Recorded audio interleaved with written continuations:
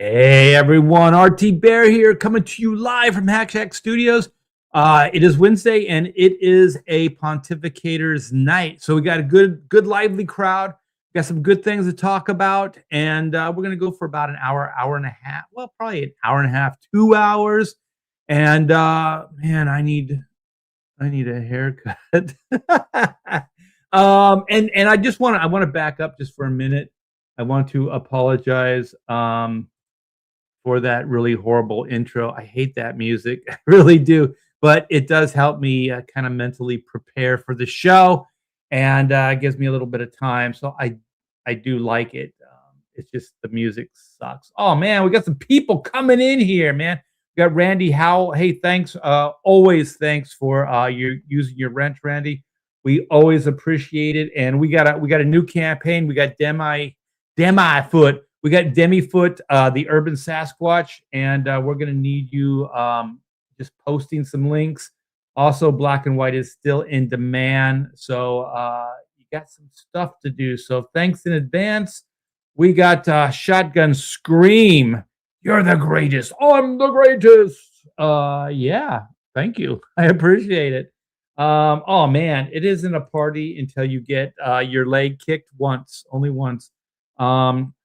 So welcome leg kick. Yeah, you guys keep coming in here. This is an interactive show, so we do appreciate all your input, things like that. And we're gonna probably talk a little bit about this Masters of the Universe new trailer. We're gonna talk. I didn't tell the guys about this, but I think this just dropped that they got on this new Batman Brave and Bold. James Gunn and his crew have just dropped who's going to be the writer and the creative director on that. And we can talk a little bit about that. And also, there seems to be some shenanigans with Indiegogo. So Clint's going to lead on that one because I have no idea what he's talking about. These days, I'm keeping my head down and I'm getting work done. That's all I'm trying to do right now. So, hey, no problem, leg kick. I appreciate it. Yeah, you guys use that share button. And without further ado, this guy has just dropped a killer comic book on you guys. It's called Demifoot, and it's Darren Wagner, the newest member of Pontificators. How you doing, brother? Oh, I'm doing great. Staying warm. We've got some cold weather coming in. Yeah, same here. It's gonna get a whopping 12 degrees. How will you survive? I don't know. The only thing is like what scares me is we got the stupid pool. And so pools become problematic in the freeze. We got this thing where it hits a certain temperature, then it will click on automatically. Mhm. But I don't trust technology, so I end up getting up. Like if it says it's going to get 12 degrees around 4 o'clock in the morning, I just somehow I got this mental capacity that I can just set this clock in my head, and I'll get up at that time and I'll go check it and make sure it's on. So that's what I do. As a man who's never owned a pool, are you talking about a heated pool, or are you talking about some other function of the pool that's coming on? It's an in-ground pool, but Uh-huh. if the water isn't moving, just like in your house, your pipes will Mhm. freeze and they'll burst. Gotcha. And Gotcha. so if the water is moving, Mhm. supposedly it's not supposed to do that. So the idea Yeah. is to keep the water moving. I don't know about your house, but we have this thing. There's a main valve. I know I'm going off topic, but there's a main Mhm. valve in the closet, and if you turn it, you can turn it off, and you can stop the water from coming in your house. But Mhm. that valve, it looks like if I turn it one more time, it's just gonna fall apart, like the handle's gonna come off and stuff, you know? So Yeah. I should probably replace that thing because Mhm. I just drip the faucets. Is that what you do? Yeah, we try to let the water run a little bit every so often, because where I live and where another member of the Pontificators lives, it's going to get down to around 25, 30 below. They're predicting tomorrow, and and so when that happens, especially if it happens for longer than a day or two, the cold just gets farther and further deeper into the ground, and that's when it starts messing with your pipes here, and pipes will burst. They will fail in all kinds of other ways. So yeah, that's, But if the water is that's flowing, will they still burst even though the cold's No. getting deeper? No, moving water doesn't freeze. As long as you Right. keep some water moving once in a while, you should be okay. But sometimes they still burst. It's You don't have one of very those good. like shut-off valves inside your house? Yeah, I do, but I mean, I'm in a condominium, so okay. we have a little bit different system here. So I'm pretty well insulated. The building that I live in was built over 100 years ago, and it's got bomb shelters in the basement, so it's a pretty heavy fortress kind of place. So Well, let's get another guy that's going to have to deal with the same stuff. And this guy, I don't know. It's hard to do a show without him. So, Mr. Clint Helinski, how are you, brother? Gentlemen, shaking. Missed you last week. I hope you're feeling better. Yeah, I finally kicked it probably last Friday. Had it for about a week, so not too bad. But yeah, just I could barely. There wasn't much reason to get out of bed the way I was feeling for a while there. So I don't know if you're like me, but like that's the best thing. Like I can almost like sleep a cold or flu out. Like I'll just stay in bed. That's what I did. And then somehow when I finally wake up like a bear in hibernation, I'm like, I'm starting to feel better. Yeah, that's pretty much what last week was for me. So Yeah, but yeah, glad to be past it and feeling normal again. So it's good to have you. Yeah, it's good to have you. So all you're dealing with now is just all the ice raids in your neighborhood and and crap like that, right? They're not quite this far north. I think they've gotten out of the cities into the suburbs, but I mean that's still 2+ hours away from me. So yeah, I have yet to see an actual official ICE agent, unfortunately. I was looking up. Todd told me that Todd Mulrooney, by the way, welcome. Todd. Todd said he joined the protesters, and they're gonna center on your neck of the woods, you and Darren's. I was looking to see what it takes to join ICE, but I think I'm probably just a little too old. It's a lot easier to infiltrate the protesters and work from within than it is to join ICE. Yeah, then narc them out. They got higher standards. Are you saying they have higher standards? No, but if you join ICE, you have to run a mile. Yeah, well, those are the standards that are higher. Yeah. I'm out. So hey, Art, I don't want to give it away, but I did tell you not to buy the stupid pool, to buy the smart pool, because the smart pool is smarter and the stupid pool is stupider. But you didn't listen. Smart pool what's a smart pool? What it the takes hell? care of itself. You know, do all this stuff we got to get up and all that. You bought the stupid pool, so you have to get up, do little things, and check little valves. Oh, I suppose the smart pool has a timer where it sets, it does all that stuff automatically. Told you. Well, I have news for you. My pool will turn on when it hits a certain temperature, all by itself. I don't have to do anything. Oh, it's a user interface problem. Oh, okay. No, it's just I don't trust the damn thing. It will do what it's supposed to do. I just don't trust technology. You got to double check. You got to go out there and double check that it's doing what it's supposed to do. Yeah, I don't trust any. I don't even trust you, Todd. As long as I've known you, I still don't trust you. Just jump in there and swim around a couple laps. That'll keep the water moving. And then there you go. You know what? I went in. Doesn't freeze. Hey, you know what? I could be part of that polar bear club because when I was younger, we took a vacation. It was in the wintertime to Tahoe, Lake Tahoe. That's like Northern California, Nevada. Yeah. And it was freezing. And my dad and I we still jumped in that damn lake. Oh, yeah. And it was good. Good times, man. You know what it is? It's like it's a shock to. Don't they say like it's good for you now? Like to get like it is. People take these ice baths and stuff like that. Like it shocks your system, and somehow it's supposed to be good. The Finns always would do. They do the sauna and then they do the cold plunge, and that's an even better benefit of getting that real heat on and like sweating everything out, and then do that cold plunge, shock to the system, and then you jump back in the sauna and you warm up. I love that. I love the feeling, but I think it as long as you know you have a place to go that is warm after It's a little easier to jump in the ice cold when you know you can get warmed up right away. Right. Because if you had to walk like a mile back to your walk all the way back to the cabin from the lake, it's pretty brutal. And you're usually walking barefoot through the snow too, so that's not a plus. Yeah.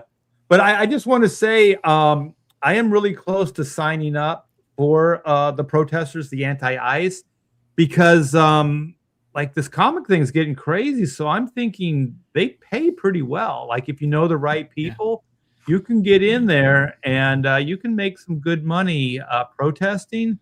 And you can get away with like running people over with your cars and all kinds of shit. Like when the cop tells you to do something, you can ignore it. Yeah. You can ignore it and take off. It's fucking cool, man. Like I am this close. I would take the money and not show up. How are they going to know? Everybody's wearing masks. And, it's like, deplete their. You could just like trick them. Yeah. I was there. Right there in the video, right there, the guy spit on the ice guy. That was me. That's why they're recording all that stuff to prove that they were out protesting all day, because they probably only get paid at the end of the day. Right, exactly. They don't punch a time card. They have to validate or verify with their own video. Yeah. That's why they're videotaping. And like show me blowing your whistle and getting shoved over by a cop and screaming like a banshee. Well, I got water bottles now that I'm freezing, so I'm going to bring those with me. So I'll have like a whole stockpile of them.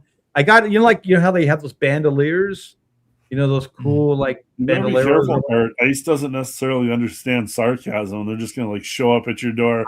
We heard you blowing a lot of steam off online and just haul your ass out, break out the batons. So wait a minute, you think I'm kidding? They're going to come in and whack me with my own frozen water bottle. I remember when I was a kid, we were walking down the street and my friend, these idiots were just driving down the street. And I think it was on Trick or Treat. It was on Halloween. And out of a moving vehicle, they threw a full can of Sprite at my friend. It hit him in the gut out of a moving car.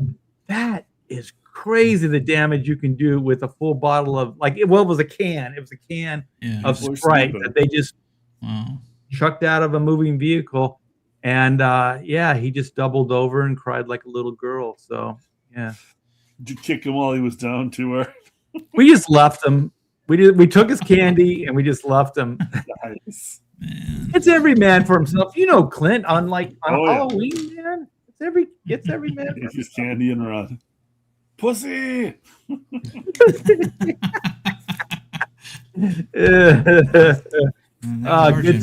Good times. Yeah. But anyway, it's good to hear that you guys are away from the craziness. I think you were saying, Clint, in the green room that there really aren't that many protesters. Like when you see this stuff like televised, it seems like there's hundreds and hundreds of them, but there really aren't, right? I mean, they've tried to, when it was warmer, they tried to have some not parades, but marches basically, and maybe more showed up for like that one-time thing.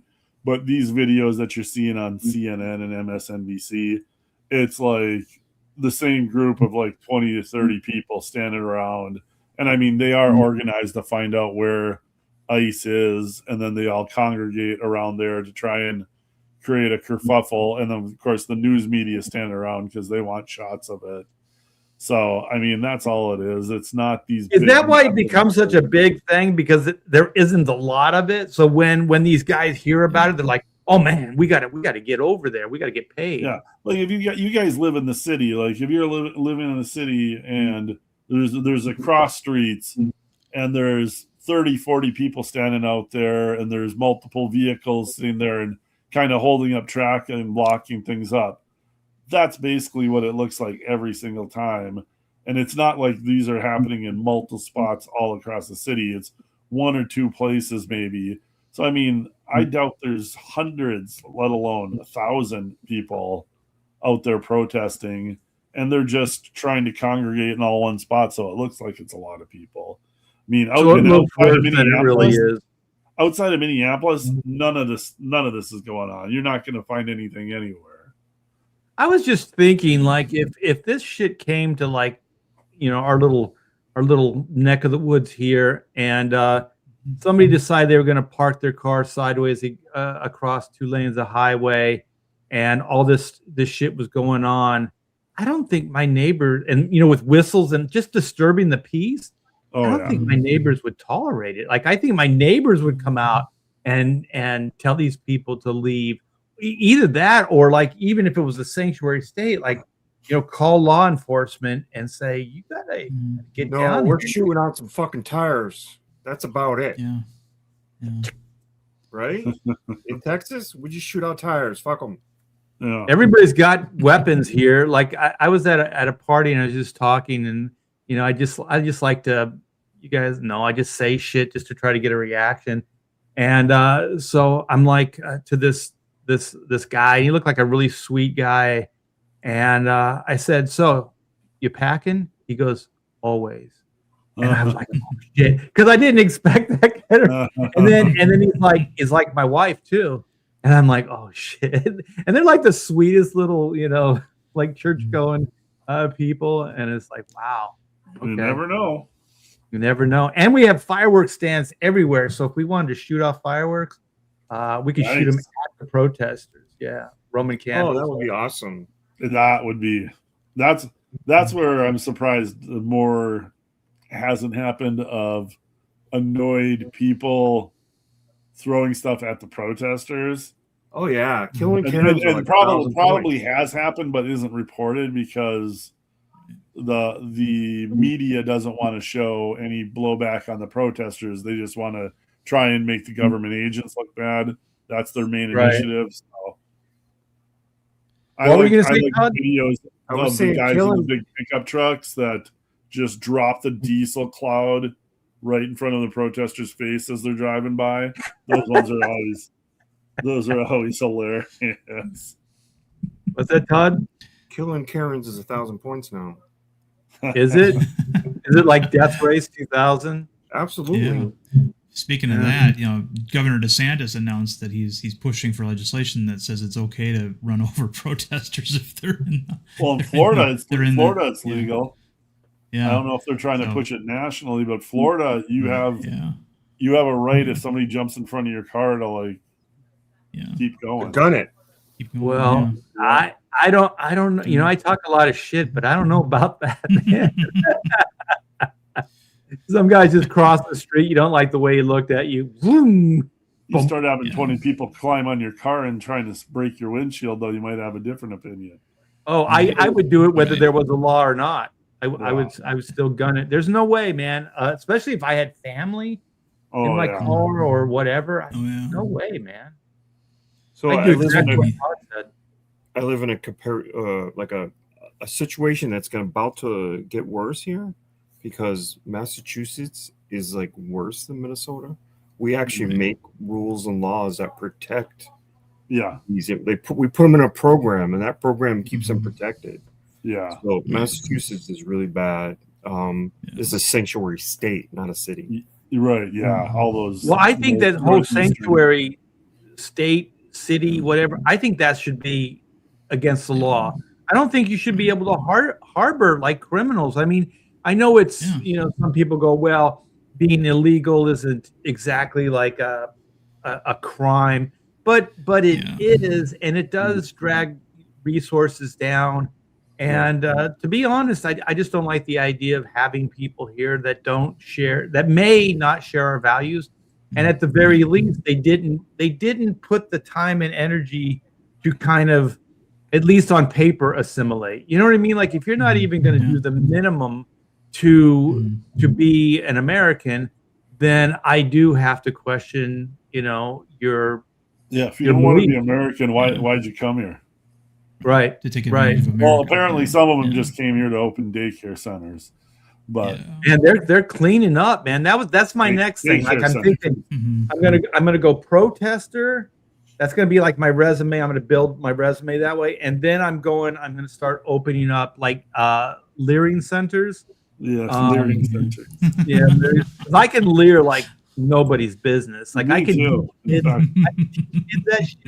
It's like I've got a few restraining orders proving it. So that's my leering face. Whoa, Usually- Darren, you just kicked my ass. Sorry. That was scary, man. All right, do it again. Oh fuck. Well, you'll be one of my teachers. You'll be one of my learning teachers. My first Instructors. hire will be you, and we can teach those kids some valuable, life some leering thing. techniques. Yeah, how to leer. Sometimes you can scare the shit out of people just with a leer. They won't even mess with you. Oh, That yeah. one will go down. That one will go down forever. The Somali Leering Center. Oh yeah. And nobody caught it. Nobody working there. Like this is the level of arrogance. Like they didn't even like fix it. Do you And then think had like they were so stupid like nobody even knew it was spelled wrong? Do you think Oh, I'm like sure. Yeah. New Well, or nobody cared. checked. Yeah, nobody You know, cared. that was, I mean, you had that Somali Urkel that showed up a couple days later saying that somebody broke into their leering center and stole all the paperwork. No money, just the documentation. That this whole dog ate my homework bullshit. And the reason why they're doing it is because up until now that has worked. They've had willing accomplices from one particular party. They've been protected. And now they don't. It's all being exposed now. And it's like a spoiled kid that doesn't even have to come up with a good excuse to the parents. Like they'll buy it no matter what it is. Well, Yeah. Have you seen the meme? Have you seen the meme where there's that hole in the wall that they showed at the Leering Center, and then there's Joe Biden, like he's looking in there, looking for kids to molest. Ooh. Well, apparently today all the subpoenas went out. So Walls, Fry, the St. Paul mayor, she's an idiot too, and then the AG, who they have on tape, Ellison? telling the Somalis that he's going to protect them from any kind of investigations. Ellis. Ellison. Is this the fraud stuff, or is this just the? This is the fraud stuff. Okay, So this good. The fraud's all separate from the immigration enforcement, but Right. I mean, I think the politicians, especially Fry, who's been, if there's a news show that'll have him on there, him and that cop are on every news show that they can get their faces on. And I think they were hoping he's like Gavin Newsom. Yeah, he went to the school of Gavin Newsom. Like, yeah, this guy, like, he thinks this is going to be a stepping stone to like big national politics. Well, that and he just lies. Like he just says shit. Yeah. Like he's just like, look at the tape. Yeah, look at the tape. You can't just say look at the tape and that's definitive. You can if the verdict is, Renee ran that guy, or at least I don't know what her motives were, but she did drive in his direction at him. Yeah. You know what I mean? And the law is if those guys do think their lives in jeopardy, they can fire. So the law protects them. And then all these disingenuous like pride on, oh, it's murder. It's what that's not murder, man. What's that? He had internal bleeding. That was revealed, a couple of days ago. That the injuries he did sustain, even though he was hit, it was enough to do that kind of damage. So I mean, that's all. What's that, Todd? So I have a question because I didn't spend time analyzing or whatever, but it appears to me that the guy shot from the hip. It's bruised hip. I got it. But in actuality, he did not pull his gun to his eye line. No. Mm-hmm. His aim was from down to up to her head. All I know is it was a perfect shot and it went right in her head. It was at the lower part of the windshield, right? It was at the lowest. Yeah. It missed all the dash and steering wheel. So he had to have shot from somewhere around his stomach to Well, it had to be higher than the hood, or else he would have shot the. Yeah. Right.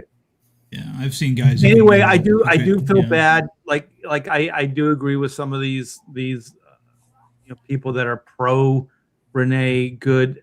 I mean, it is tragic and it's horrible, Yeah. and Shouldn't nobody happen.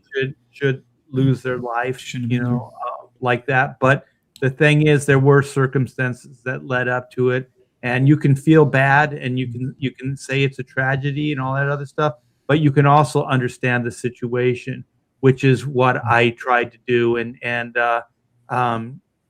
There were many chances that she had to change the direction of her own destiny, and she didn't take any of them. And my thing is, like, let's just say the guy didn't shoot her. She ran. So do you not think there would have been a pursuit? Yeah. Do you think she those was guys running would from have the jumped cops in already. their cars and followed her? Eventually, she was going to get arrested, or God forbid, plow into a crowd of people, or whatever it is with that car. So it's like it wasn't going to end really good for her, If no you go matter looking for trouble, you'll probably find it. Yeah. So Yeah. now we've never heard this, and I suspect something like this happened because we have a lot of information on people that committed crimes in their, what kind of criminal they were in their home country. So our State Department must have been able to use leverage at some point to say, we need to know who you dumped out of your jails and insane asylums and stuff. We need to know about them. And so we must have cut some kind of deal with some people to get all that information because they know exactly who they're looking for at times. Yeah. Right. Right. Yeah. And that's fine, but the thing is, it's almost like these sanctuary states, they can impede federal investigations and stuff like that, which is what they're doing. They're not offering any support or any help, and then they say ICE is escalating. ICE is not escalating. You are escalating by not helping assist these people. They can't go. You have them there in your jail. You release them. You don't offer them, the chance to go in there and take them from the jail into, custody. You're forcing them to go to the streets to do this stuff. So all of the stuff is being acted out in the streets, but that's by choice from the leadership, behind these sanctuary states or cities. So the thing is, they're really escalating the situation, not ICE. ICE is just doing the job with what they have to do it with. You know what I mean? Like their hands are tied. They have a job to do. That's what I tell people too. It's like all the time, everybody, this virtue signal. I'm like, listen, ICE isn't the problem. These guys are just doing their jobs. They're just guys, just like you and me. They're just guys doing their job. They got up, they got in their car, they went to work, and they're just doing their job. They're doing what they're told to do. That's all. They're not making policy. They're not like, oh, I hate, illegal immigrants or any of these things. They're just impartial. They're just going and doing their job. That's it. If you have a problem, don't take it out on those guys. Take it out on the lawmakers, the ones that can change these things, if that's indeed what you want to do. It's like, remember Vietnam? Like these poor soldiers were coming home and these hippies were spitting on them and stuff. Most of these guys were drafted, you pieces of shit. Like, you know what I mean? Yeah. Like they had no choice. And then you can't even give them the honor of just leave them alone. Like, these guys are the problem. These guys are not the problem. It's policies. It's things. It's all this other stuff that goes beyond them. You can't explain logic to self-righteous douchebags, though. Yeah. There is a bigger problem, though, because the media is portraying it as like we're just going after brown people only, dark people. And we're really going after Somalis. You're racist. We're going after Syrians and Iraqis and stuff like that too. They're just not showing you that. And Asians.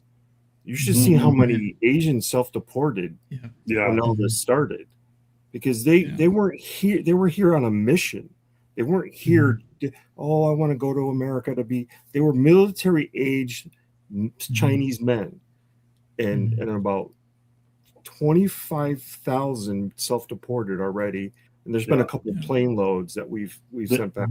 They These don't guys talk over here- about that. Like a lot of the numbers of deportations are like there's huge numbers of self deportations, like hundreds of 2.5 thousands. million in total. Yeah, nationwide. Yeah, the numbers are huge. So it's like there's a lot of people self-deporting, and the media doesn't cover that at all. They just want to cover it's classic liberal media clickbait stuff. They want to get people fired up so they'll tune in tomorrow to see what other stupid thing happens. So. And Chinese people were easy to sort of self-assimilate because every major city in America has a Chinatown.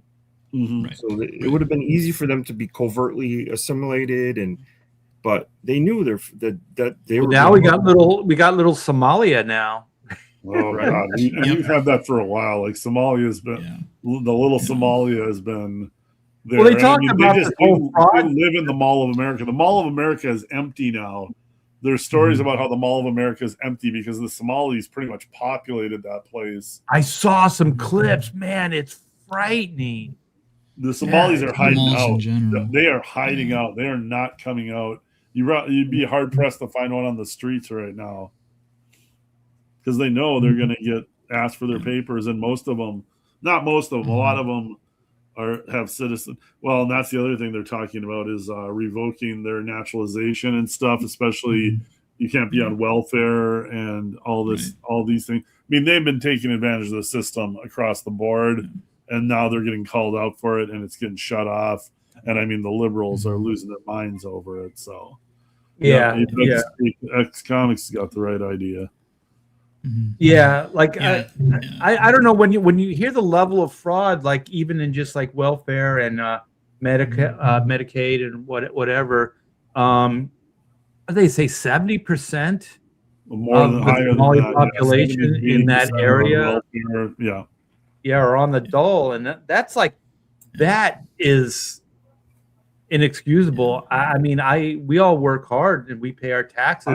I don't know why they started bringing them into Minnesota in the first place. I think it was like some sort of church group, and it started small, but boy, it like really snowballed. It's a voter And base. then- It's a voter base. And then the liberal Democrats and the Somalis got a little game going, and I mean, they have been playing it for a long, long time. I think they've been bleeding Minnesota dry for much longer than people realize. Well, they say the daycare fraud has been on the radar for 10 years. Like they've known about it. Like, I don't know, like they're making this Nick, what's his name? The guy who did the little, they're making him seem like he's a hero. But then you see some of these clips, from like a decade ago. This stuff has been ongoing for a while now. There's some local Minneapolis reporters that are just got to be pissed because they're I had a story on this in like 2012, and this little internet guy comes along and he gets it wasn't. No, I think it's a joke, Nick Ricada. Yeah, exactly. But like I think that Rick or not is it Nick? Is it Sortor or is that a different guy? Let me look it up. Yeah, but anyways, he was getting a lot of his following on X. So then I think Elon was like, this guy's got a following and he's reporting on something that I'm interested in. And I think X kind of blew it up then too. Nick Shirley, that's right. That's right. It's funny is when Nick Shirley came out, and then all the right-leaning like podcasts and stuff started like, ooh, look at this guy, look at that, he's a kid and all this other stuff. Yeah. And then I'm like, oh man, finally the right have their own Greta Thunberg. Yeah, kind of.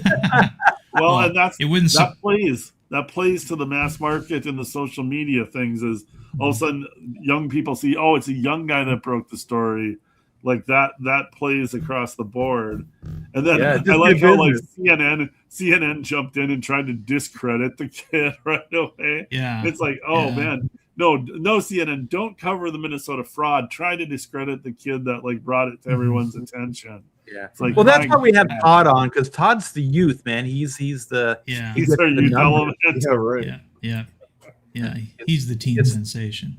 Yeah. Hey, Darren, do you have your campaign up? Let's take a little departure and and do some business here. Demifoot launched 2 days ago. Was that how long ago? It launched 5 days ago on Thursday okay. of last week, so it's been just under a week.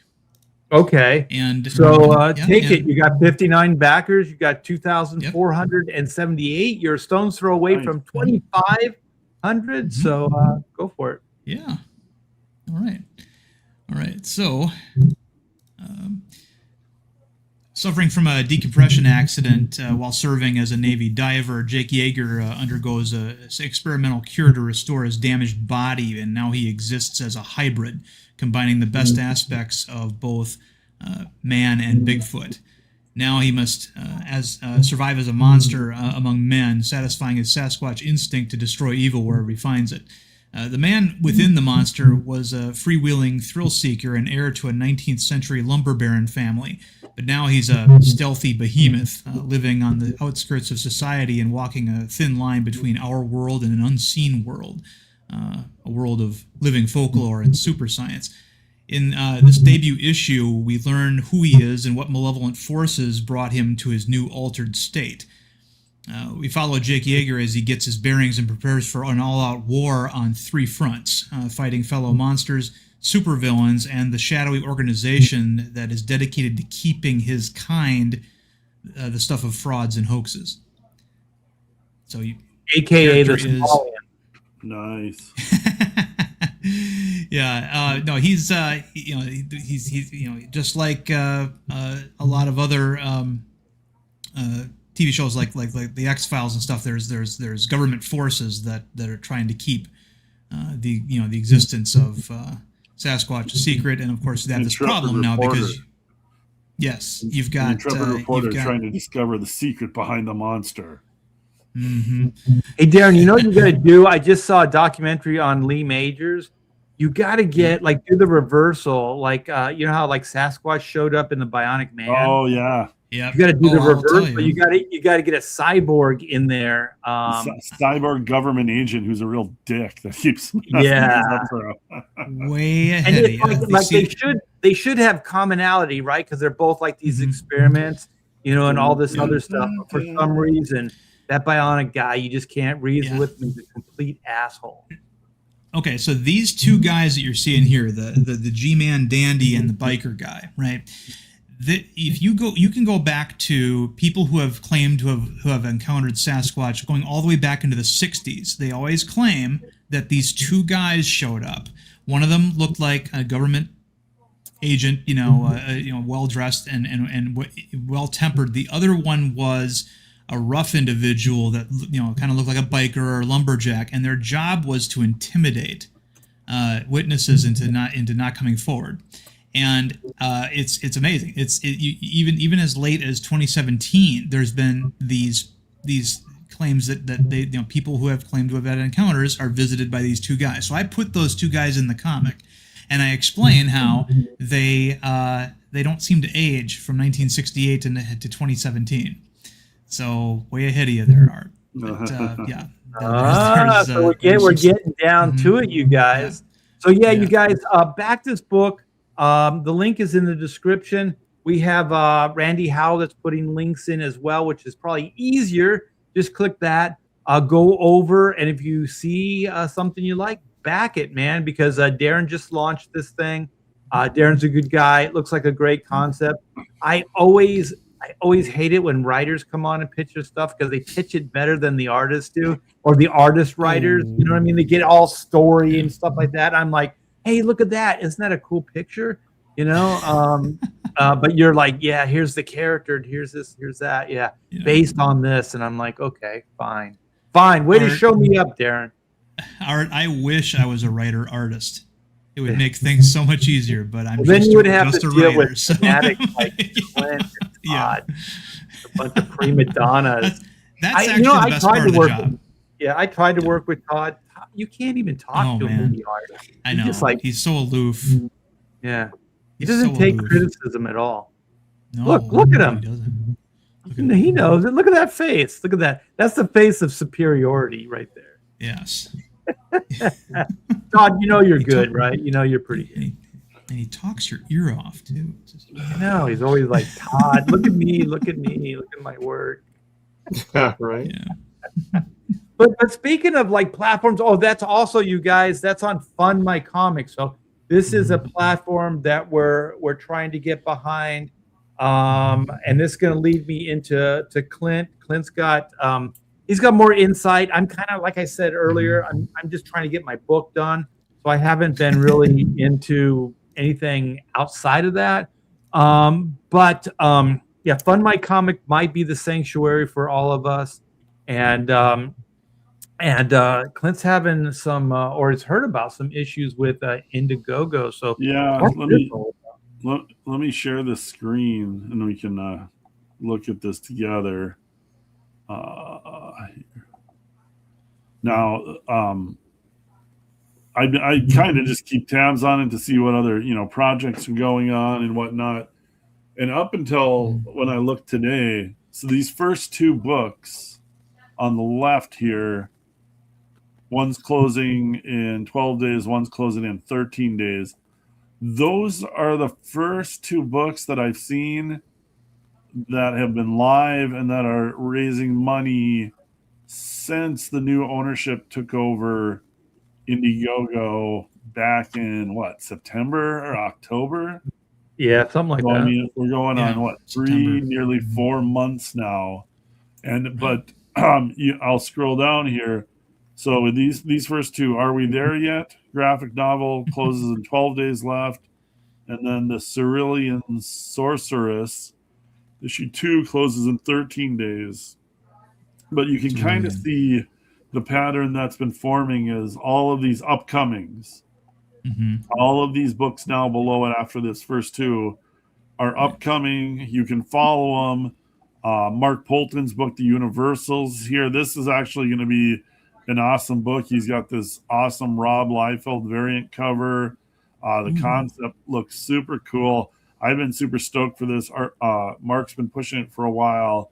But this book has been up and coming for a few months now. It seems to be on hold, and I don't know if that's Mark waiting to launch it or Indiegogo. I don't know the specifics, but I know that one. So is upcoming like how we do the pre-launch thing with Indiegogo? Is that what upcoming? You can sign up to follow it, but these books have been upcoming since October.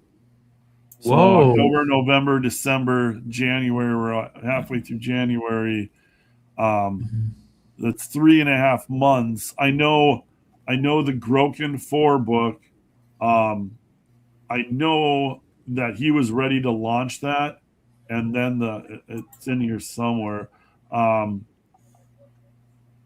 He had been very close to ready to launch that, and then here Groken 4 with Kenneth Roca for it.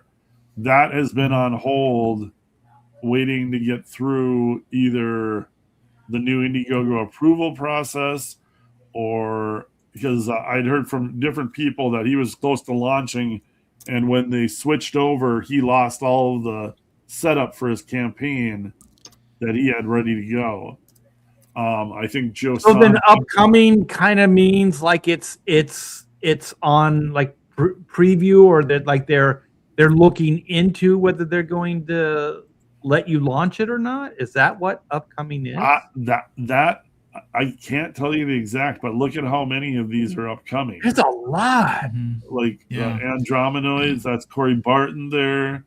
Merry Boys. Merry Boys, yep. The Chenu 77. Well, these ones that say late pledge, those are books that closed but are still in demand.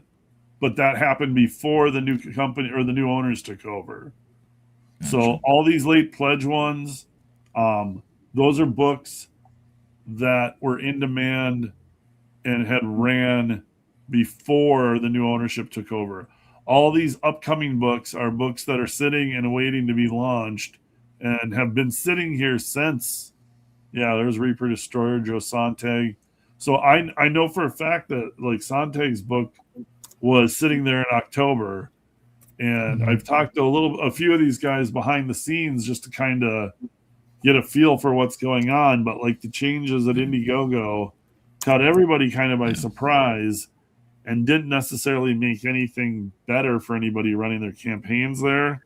So this isn't just like the artist, trying to get enough like sign up names or whatever, and then No, they're I going to don't. launch. I don't believe This is that's what actually it is. Indiegogo not letting them I think launch. this is Indiegogo making it difficult to get your book ready to launch. If you needed money, like 3 months, like if you had everything ready like 3 months ago, right? Yeah. And then you're kind of like you had the book close to getting done, all those things. So you had like kind of a payment thing, so you could survive, so you could exist and pay your bills. Yep. And then they push it back 3 months. They push it back, not you. This could be really hard because there are people, believe it or not, Indiegogo, that make a living off your platform. Absolutely. So when you do stuff like this, you can really affect people's livelihoods. Yeah, and I think that's starting to get to the point where it's becoming that, because I mean they took over early October, I would say, and none of these things have gone through. I've been dealing with some of it. I was in the middle of shipping a book at the time, which created a huge headache for me to learn their entirely new shipping process from scratch in the middle of my campaign. And then getting my next book up and running here has been nothing short of a nightmare. And so you're trying to get one going right now with Indiegogo? Yeah, I've got a book ready to go. They blocked the new Blue Bombshell Pirate Queen book for adult content. So you're not going to be able to run adult content books on Indiegogo anymore. That's due to the agreements they have with their new financing partners, I guess, is their excuse. But I mean, there was no problem with those type of books before. Now it is a problem. So Pirate Queen and Blue Bombshell, I'm looking at a bunch of different options right now. Kickstarter might be practically made their and Kickstarter off these type of books. Yeah, Kickstarter might be a better option for me at this point. Hey, Chris, do me a favor real quick. Keep scrolling down. See where Black and White shows up. Yeah, you were in there. I saw you earlier, so you're not too far down.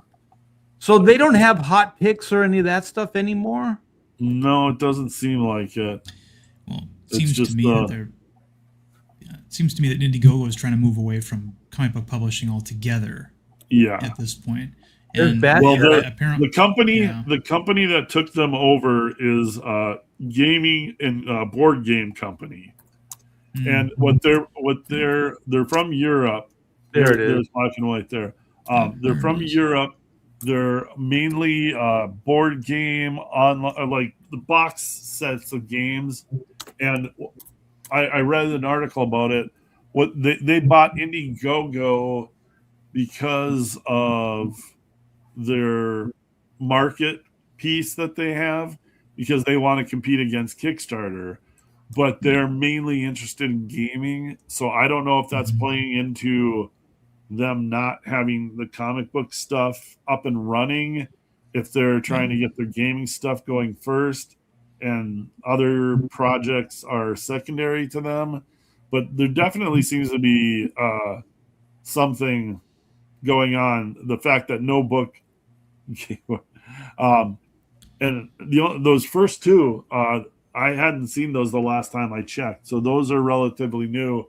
Those are the first two new projects I've seen come through that are actually up and running. But all the rest of these books have still been sitting there for a long time. So, well, it's one of two things. Like either they're not doing their job, they're not getting these books, okayed so that they could go live, or they're doing this as just some kind of like power trip. I don't even know what what they get out of it, because if these books can't launch, they can't make money either. No, they get money off of it regardless. And if there's very little they have to do on their end other than host the site and keep it up and running. But I think they're trying to discourage it. That's what I'm thinking. They're trying to make it so so that these projects will just move to another platform, like Fund My Comic, like Kickstarter. I wouldn't be surprised if that's what it seems like from the outside. That's the What- What do buyer. you mean? corporate What do you thing. mean by that? I'm not following that, Darren. So move through. What do you mean by that? They're just slowing everything down for these projects, fast-lining the ones that they like, that they're more interested in having on the site, and in the hopes that eventually these creators would just find a different platform to, they'll close out their campaign, with it before it launches, move everything over to someone else because they don't want these, and like Clint said, they don't want any comic book, especially that looks like it could be a porno comic. No offense, Yeah, but they Clint, we know already you don't had do final porn, but- approval before. Like they Well, could have yeah, mixed yeah. anybody at any time in the okay Yeah. process. So you could be, Yeah. if that indeed was the case, you could be upfront about it and just I say think it's you less didn't content. pass. I think it's less content oriented and more. We want to be a gaming website, and we're not really interested in comics. Yeah. Well, then why do it at all? Like, Yeah, just I do know. I gaming. get Okay. it. That doesn't make Okay. sense. This is a corporate strategy that's often implied. You saw the movie Office Space, right? The parody. That guy that was fired but was still getting a paycheck, so they just fixed the glitch, so he stopped getting the paycheck, and nobody told him he was fired, and so they just said, well, these things tend to work out. After a while, when he doesn't get paid, he'll just stop coming to work, and that's how it'll happen. That is not an entirely an exaggeration. That's the kind of thing that they will do to just disincentivize people from using their platform in favor of other ones in order to get the kind of clientele they want. And the kind of products Then they I want. would just be upfront about it, and I just say we have final right of refusal. So it has to go through our whatever I agree. okay process, and then just send notices like, well, you didn't meet our criteria, so we're not going to carry your book. Right. I mean, that's kind of bullshit to put it up on like upcoming and give people false hope that it may or may not fucking happen. Like, that is bullshit, man. Yeah, it doesn't make any fucking sense. with people's livelihood. Yeah. It's fucking with the fan base. There's nothing good that could come out of if that's indeed what they're doing. Like, it doesn't serve any purpose, not even to themselves. Everyone I've talked to behind the scenes is kind of that same mindset, and basically are like looking at other options outside of Indiegogo. Basically, like people are looking at building their own storefronts. People are looking at Kickstarter, that sort of thing. I mean, that's kind of where my head is now. Indiegogo might be a bit of a lost cause at this point, unless something changes dramatically. I'm looking at other options now. Well, I don't know how public you made one of your campaigns, Clint, but you told me and stopped me because I don't remember how much we talk about things, out in the open and how much behind the scenes. But you said you did pretty well on a Kickstarter campaign. That's all I'm going to say. And if you want to elaborate, I've ran Kickstarter before. Like I did early books on Kickstarter before I ever did anything on Indiegogo. Probably like 12 or so years ago. So Kickstarter, but 2019, 2020, the heat was in Indiegogo, and I wanted to be where the action was. But like things change over time, and Indiegogo might have kind of shot itself in the foot. So far as it comes to but didn't you say something like you just launched a campaign not too long ago? Yeah.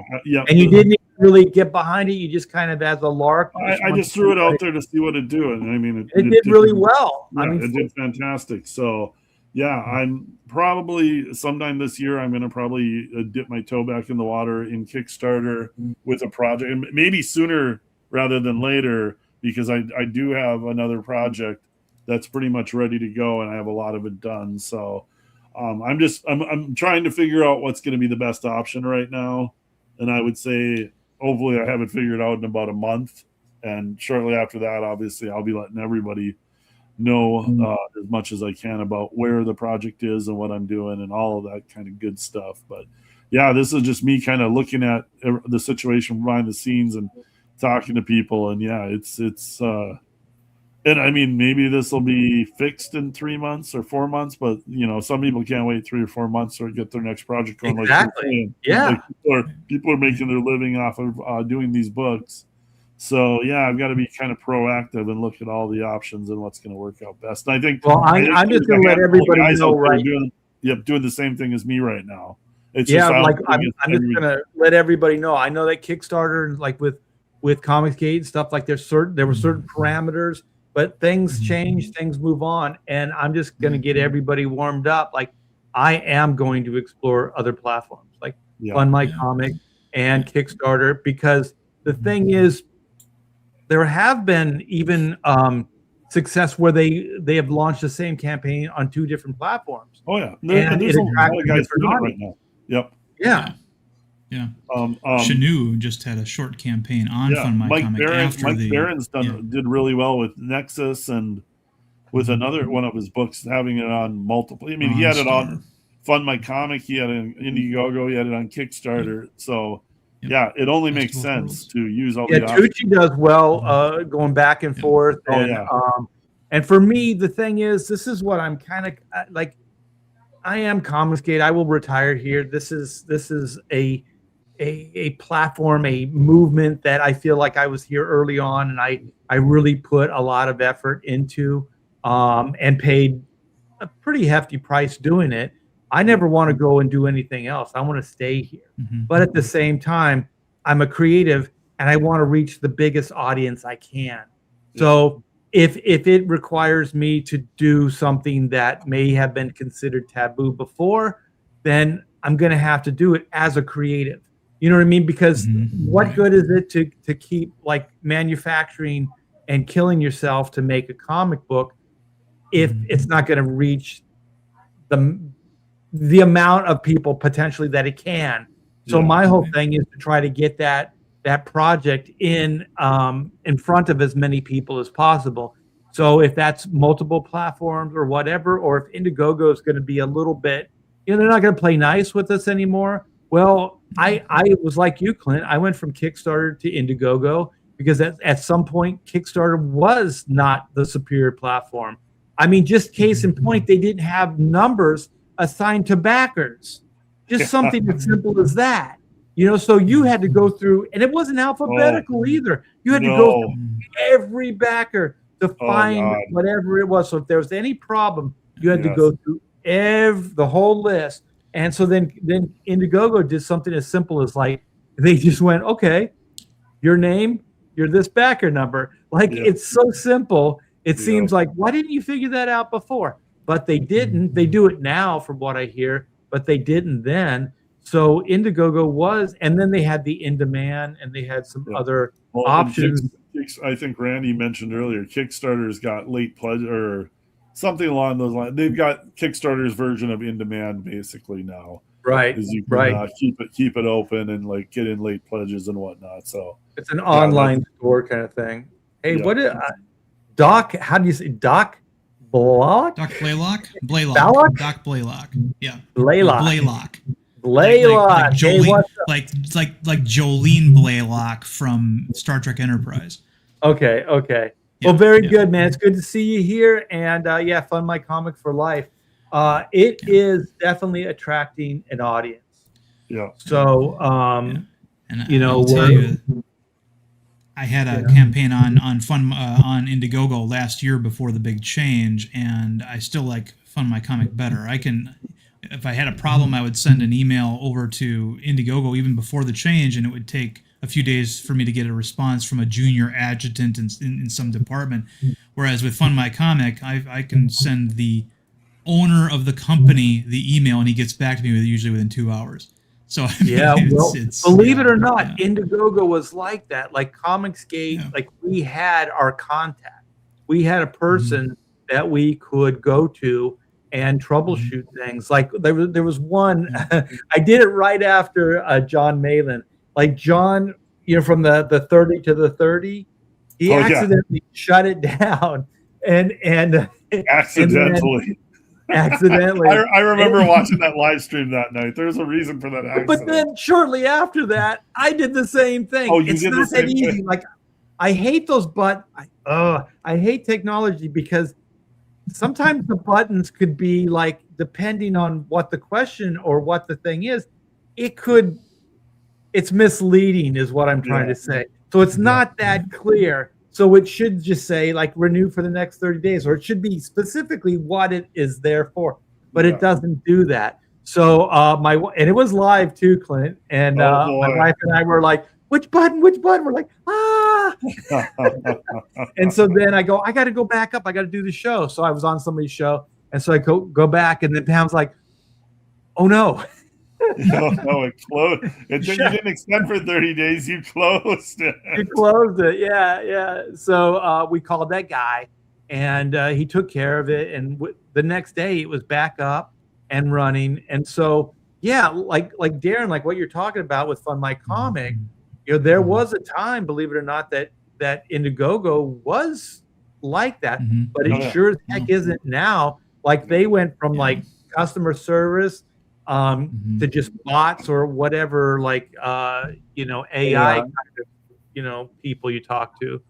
So it doesn't help to get a pat AI answer to your question. Right. Times they are changing. Yeah. I think it's coming down to money. Like they just want to make more money. Oh yeah. So they're simplifying things for themselves, and they're going into like automated this, that, or the other thing. And we're all creatives, and except for maybe Darren, we're all pretty tech unsavvy. We're artists. I don't know. I mean, I'm not as old as you are. Well, you're not an artist either. Not like me. Whoa. I'm fully admitting to tech unsavvy, bro. Look at Darren feeling bad for Todd. Don't feel bad for Todd. That's not. I was just impressed with the burn. That's all. With the burn, with the level of the burn. No. I mean, always, Todd. I mean, you got my respect. You're freaking awesome. I always tell Mike Barron, I was like, you know what? Todd Mulrooney gave you the iconic visual for Florida Man. Like he set the high bar for Florida Man. I swear, Todd, I say that to him all.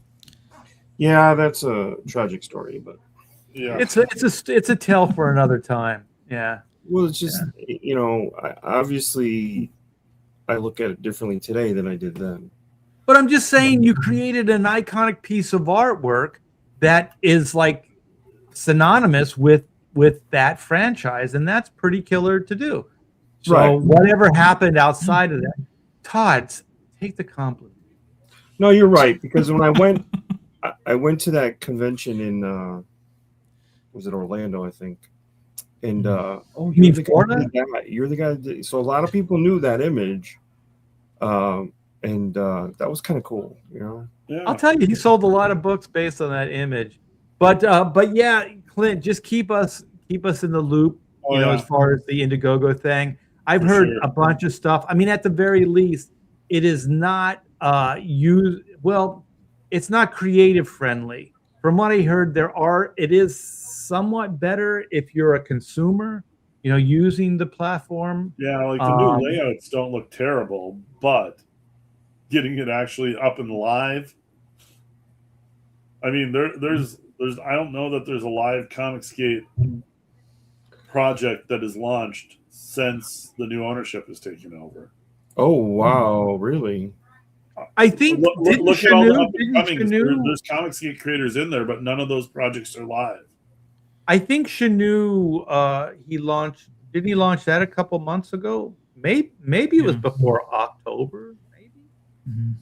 Yeah, I don't know the exact date. That would be the one that would probably be the closest. You can't. I don't know. You really haven't really said it like directly, but some of that could be blamed at.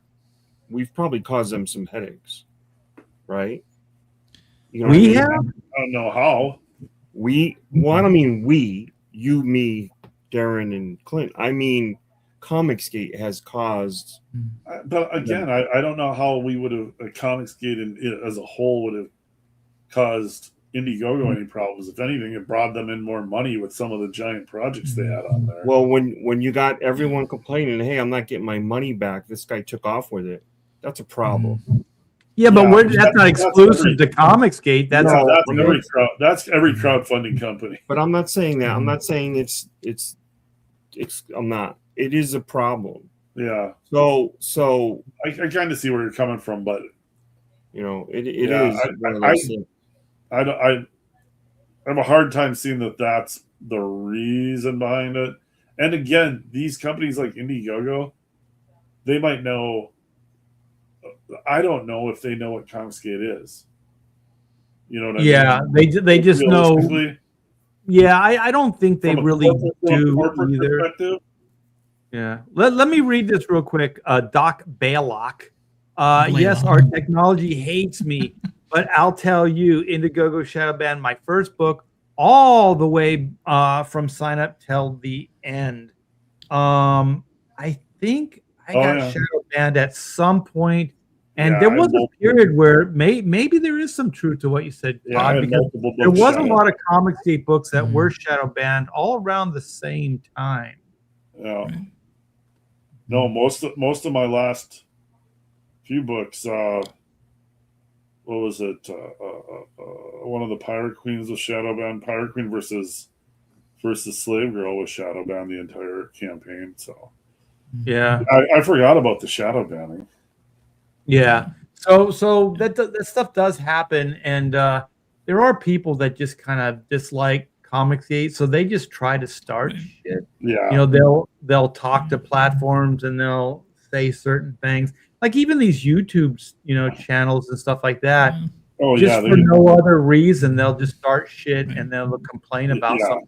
And it's usually just one little troll that's just trying to throw a stick in your spokes. And with YouTube, like people getting their channels blocked and banned and whatever. And as a kid, did you ever stick a stick in your own spokes? No. I did do a wheelie one time though, and there was a screw sticking out on the back of my bike, and it ripped through the back of my leg, and I bled like a stuck pig. I still got about a nice 15 stitch scar on the back of my leg from that one. Oh, you got stitches. That is. Oh bad. yeah, it was a bad one. I bled a lot. But I didn't. We got a bleeder. I didn't stick in my spokes. I've thought about it. Like when you're a kid, you have like these stupid thoughts, and then like I'll stick a screwdriver into an outlet, and then you just don't do it. You come to at the last moment. You find yourself like you're in some kind of weird trance, and you're like that close to doing it, and then you're like, so you tell your cousin to do that. Well, I've done that too, but I've kind of got magnetized by it. I was like, what if I stuck a stick in my you get electrical superpowers. Yeah. Well, there was that too. Like back to the Bionic Man. When I used to watch it, I would kind of secretly hope that there'd be some kind of horrific accident that would happen, and that they would have to put me back together. I can't wait to become an amputee so they can give me bionic limbs. Exactly, I can run 60 miles an hour in slow motion. And then as soon as you kind of start figuring out, like, they show them picking up a car or whatever, but you'd have to have a bionic spine too. Like it couldn't be an arm and a leg, Just the arm and the leg, and like his whole inner torso just rips apart. The arm and the leg are still there. Yeah. Some of the writers in that. That'd be like a good spoof thing in like Adventure Brothers or something like that. Yeah. Some of the writers in that show took that into account. Handful. Yeah, I was a handful growing up. Yeah. I like to poke the bear. That's my thing. You like I'm very harmless though. The T-bear. Okay, we have something fun. Okay, so God, not fun. Apparently, there's been a lot of buzz and like stuff about this Masters of the Universe movie, and there's been some talk. And I have to say, Masters. You know how like there's generational stuff. Well, Transformers and Masters was not my jam. Like I was too old, for that stuff. And just to be honest, I thought Masters of the Universe. Yeah, exactly. I thought it was a little gay. To be honest. Double boo. But they tried. God, how many years ago was it? 30 years ago or longer? Probably longer. 40 years ago. They tried the Masters of the Universe movie with Dolph Lundgren. Dolph Lundgren one was awesome. Yeah, and I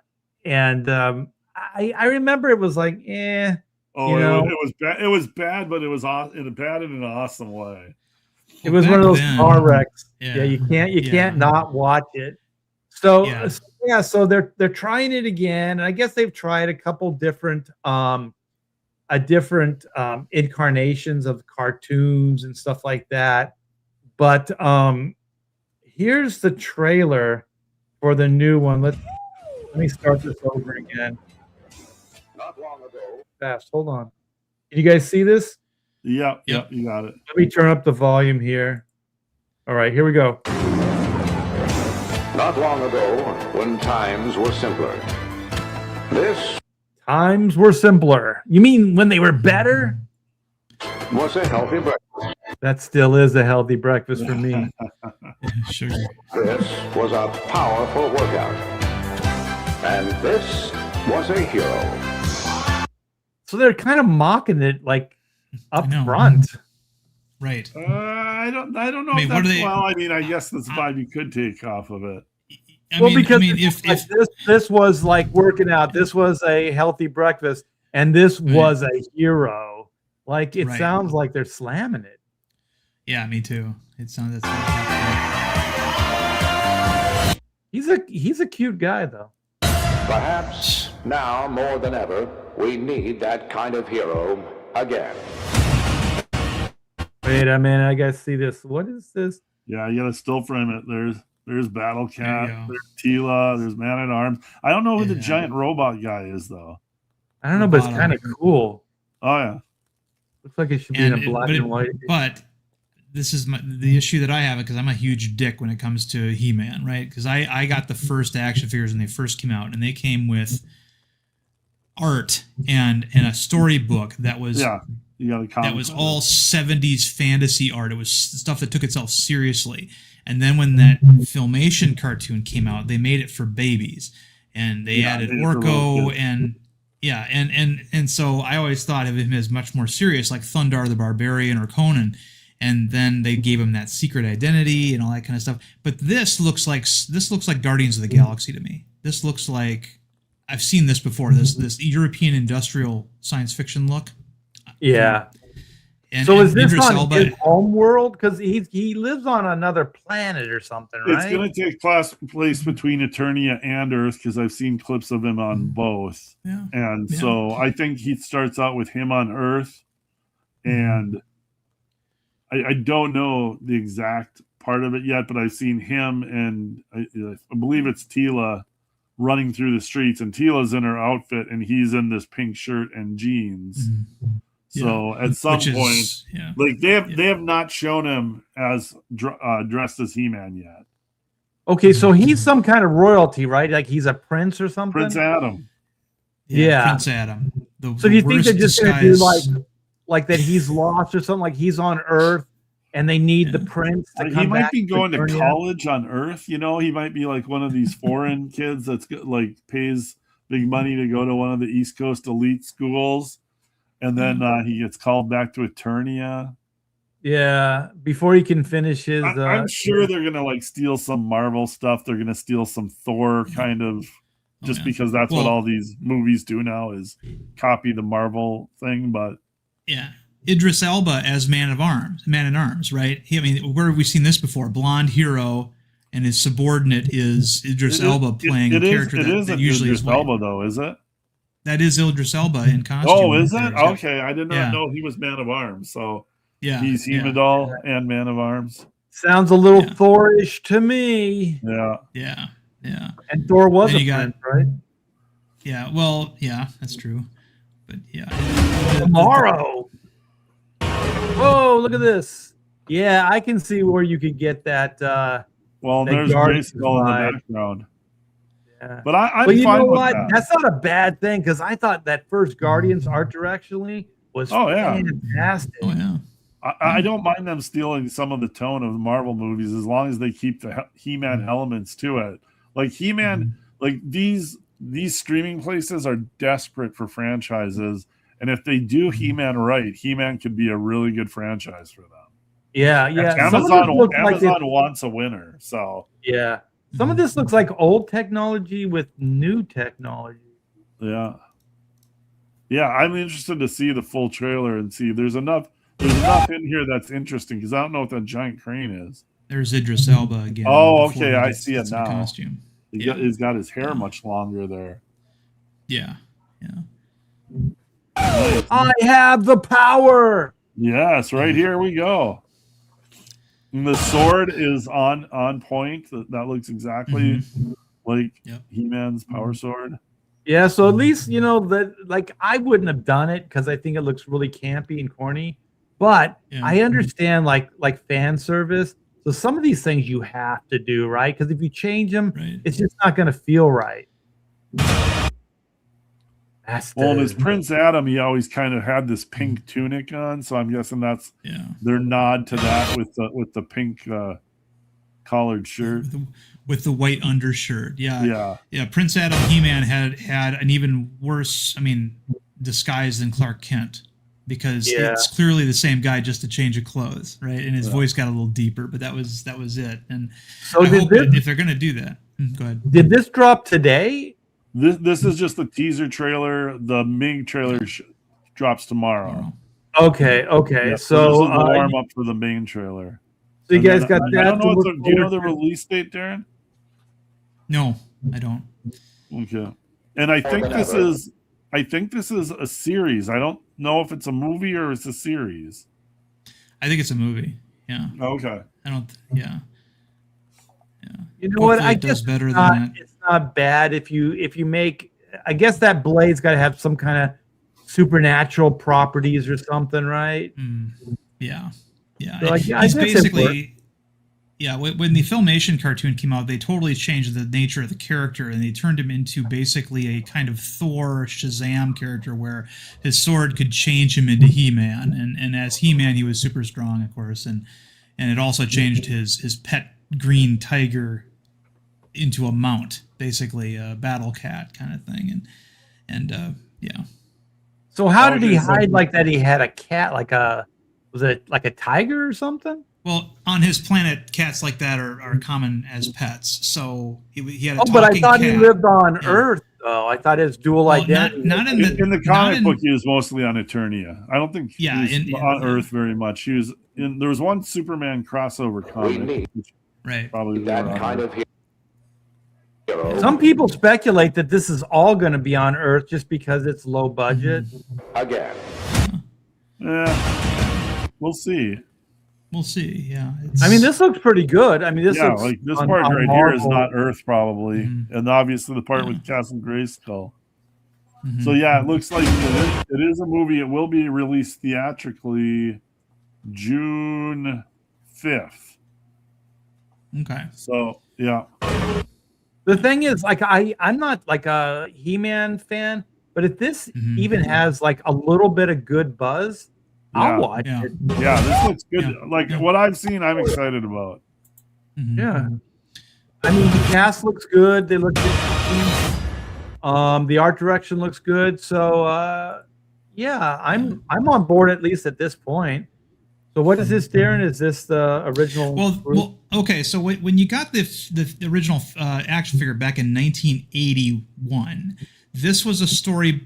It looked like a mini comic, but it actually wasn't a mini comic. It was a storybook, and it had 70s quality fantasy artwork, and it was like this. It was a storybook where you have one picture up here, and then you have some paragraphs down below. And He-Man was from this primitive tribe who left his tribe for adventure. You know, he saves a sorceress character from a monster. This looks like somebody doing like a John Buscema kind of Yeah. like Conan swipes. Yeah, and to reward him, she takes him to a cave where there's all this ancient technology, because the world that he existed in was kind of like Thundar. There was no technology anymore. It was all artifacts from a previous age. And yeah, that's the character. He didn't have a secret identity. He didn't have a transformation gimmick. And this artwork was just so serious, you know, and you can see that the character's signature weapon was actually a two-bladed axe, not the sword. But you know, then Filmation came along and decided to make changes to the whole fundamental. Well, Axe is a little bit more aggressive. I mean, a sword is pretty bad, but the sword had really two sides, because then Skeletor had a side, yes, and He-Man had a side, and they united them, and that opened Castle Grayskull. Right. So that became part of the lore later on then too. So then the original He-Man did not have like a transformation. He just always was He-Man. No. He was super strong. He was He-Man all the time, and that was his name, He-Man. You know, so I mean, you know, and you know, the but artwork, it got adapted for comics and for cartoons and for marketing and like so. It went through a couple of iterations, like most characters do when they're being developed. Yeah, that's true. But I mean, the imagery from that IP could be interpreted in so many different ways with so many different moods. You know, it's just it's just go back to the Grayskull. If they do visuals like this in the movie, which based on what we've seen already with the trailer, they should. This is a great shot. That's a cinematic. That's a pretty cinematic thing. Grayskull is such a hardcore design for a castle, especially back in the 80s. You know, for a children's property, it was like, you know, with the jaw being it was called the jaw bridge. It wasn't called a drawbridge. You know, it looked so foreboding and so Frazetta, and you know, it had those roots, and so He-Man can be interpreted so many different ways. You can do serious stuff like this, like Skeletor here. So you guys sound like you like the more barbarian, like planet stuff versus the transformation He-Man. Yeah, I was a bigger fan of the original concept for the IP than what happened with Filmation did. Filmation, I sorry to anybody who might know somebody who worked at Filmation, but they're not my favorite animation company, and so I feel I'm kind of a hater, I guess. You might be able to call me a hater on this, but I like the original stuff, and you know, I don't Manny faces. Manny faces, and I don't mean to turn this into the Darren slideshow, but no, keep going. I mean, these visuals are cool because I think like for me, I'm trying to figure out. So where did because there's a good versus evil thing. So where does this Skeletor guy come into play? Like Skeletor's big thing is he wants the secrets of Castle Grayskull. He's got one half of the sword that in the toy was like this too. If you combined his sword with He-Man's sword, there was a little groove in the back, and then that could be used as a key that would open the jaw bridge.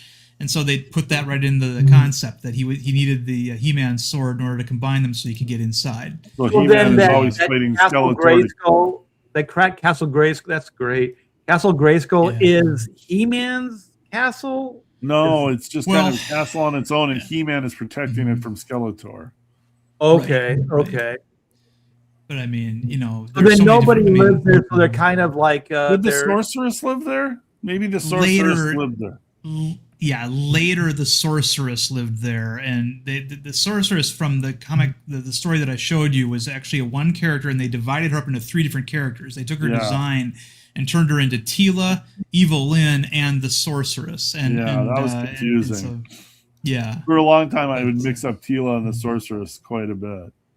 Yeah, they were that. This is the sorceress that was introduced in the Filmation cartoon, and she was the gal who sort of lived in the castle and was the the caretaker or whatever of it, and you know this of course was an AI of She-Ra, the female equivalent of He-Man that never quite caught on with girls, you know. But she was not Teela, but it was also confusing. Yes. So Teela is He-Man's girlfriend, and that other girl is just from another universe. Very much Sif. Teela is very much Sif to He-Man's Thor, I would say. Yeah. Okay, then who is She-Ra? Is she from a different universe, or she was a toy spinoff and a cartoon spinoff. Yeah. So she had nothing to do with He-Man. Really, He-Man was so popular that someone TV exec said, "Hey, let's make a He-Man for girls too, because they'll buy dolls." Okay. Yeah, and so that went over well. Yeah, it didn't go well. I mean, it was there. I think the cartoon maybe lasted a year. The toys lasted maybe one Christmas season, and I think that was it. But in my day, there was this character named Isis. It was for kids. It looks just like that character to me.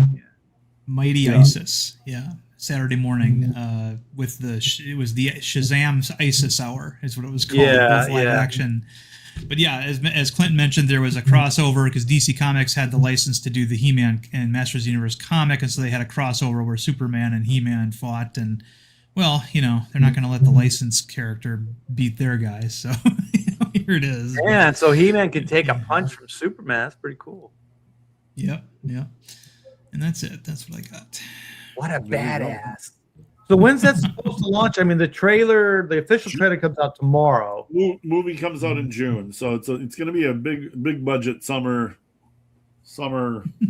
action thing. So is it going to be like a streaming, or is it going to be launched theatrical? The blurb I read said theatrical release. So yeah. Well, if the buzz is good, I'll be there. Because already I like the art direction. This is good. Somebody gets me. Dr. Baylock. That's our subconscious brain trying to kill us, Art. That's like I was telling you about, like sticking stuff in sockets and putting a stick in your spokes and stuff like that. So licking a floppy frozen diskette. Yeah, I remember. That's what she said. Ooh. That you had a floppy diskette? No, sticking stuff in sockets.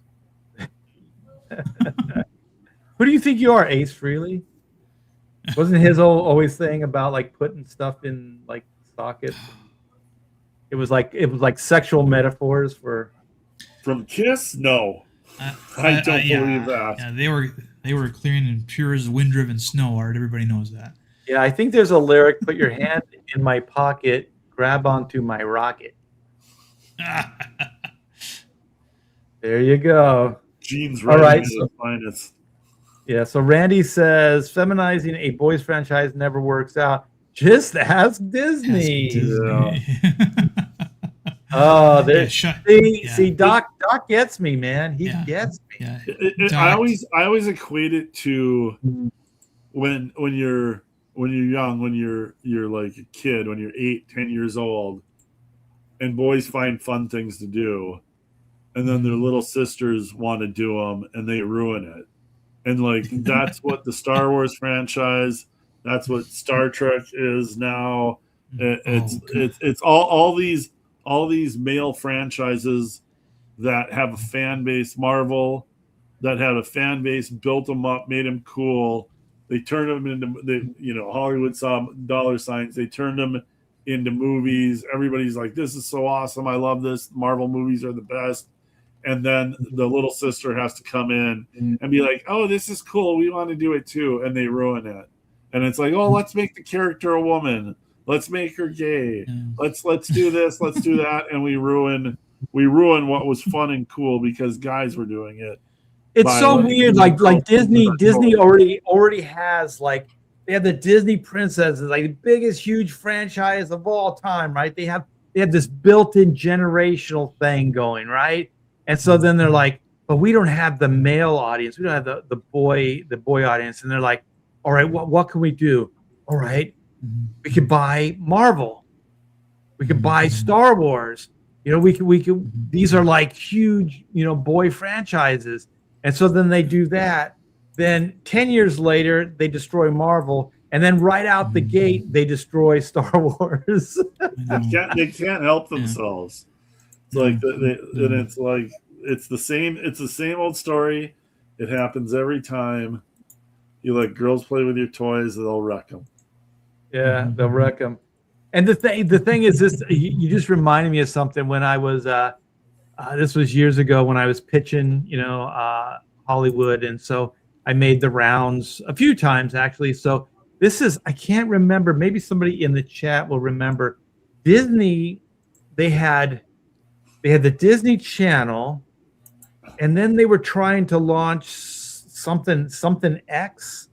It was this other channel. XD. And was it XD? Yeah. And then they're trying to they were trying to make it like, oh, this is a boy station, right? This XD, right? So then I'm there. I'm at Disney. I'm taking my pitch. I'm pitching something, probably Chrono Mechanics, right? And so then the guy that I had the meeting with goes, I hope you don't mind, but we do double meetings now. So this is representatives from XD, and they come in, and so you're not only pitching to the Disney Channel, but you're pitching to XD as well. And so it was a woman, nothing against her, very, very attractive woman. And so she comes in, That's and how they so get then you. what's that? That's how they get you. I've heard that. Well, I'm not gonna get any further into it, but there was some gotcha moments. But anyway, so we're there, and so I'm pitching it, and so then like Chrono Mechanics doesn't have any female characters in it at all. So then everything's good. The Disney guy doesn't have a problem, and then the woman that's supposed to represent the boy channel says there's no girls in it. Yep. Okay. Correct. That's, Then- say, that's correct. Yes. That's all you say is you're very observant. Exactamundo. Correct. Yeah. And then I was just like, yeah. And so it was just I think it was just kind of left at that. Yeah. But back to that, oh man, I had a partner, and he was, so I'm doing a convention. He's hanging out with me. I had to go to the restroom or whatever. So I leave our table, right? So that XD woman walks up, and she's looking at, there's chrono books out there, there's black and white, there's all this stuff, right? And so then she's like, I remember this stuff. And she goes, I liked it. She goes, do you have a card? And so then Rich just goes, no. And then I guess he just kind of had this absolute about him, like shut the door. And then she just walked off. And so then I come back and he tells me, and I'm like, well, why didn't you write down your number or something? Why didn't you just say, like, we don't have a card? Like, why didn't you? She wanted to contact us. And he's like, Right. yeah, I know that now. And I'm like, Yeah. with friends like Randy that, you Hall- don't need enemies. Right? No, Randy- you don't. Randy Hall points out something too. Disney has lost the girl brand also because they have forgotten how to not just they don't know how to get get the boys. They've also basically given up the girls too. I mean, they're Snow White. They're sinking on multiple different levels. Yeah, they're just failing homogeneously all across the board. ESPN is bleeding money. Like they're doing mass layoffs. Like Disney's gone through multiple mass layoffs now. Like Right. they're bleeding money. They don't have money makers. I mean, they've got so much hinging on Secret Wars.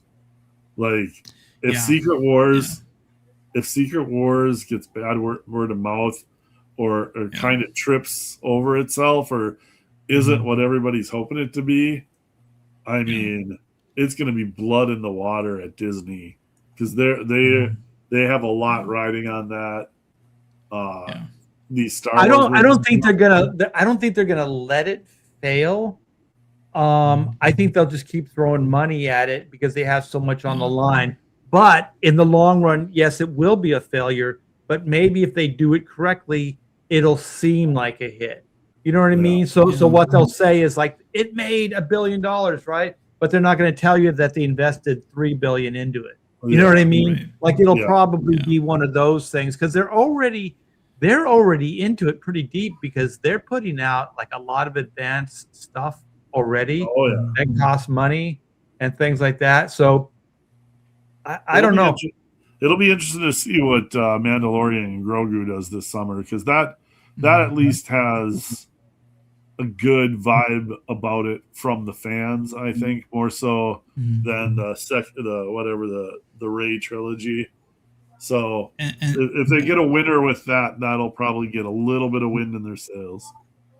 And the best part about Mandalorian is it's got Pedro Pascal in it, but I don't have to look at him because he's wearing that helmet the whole time.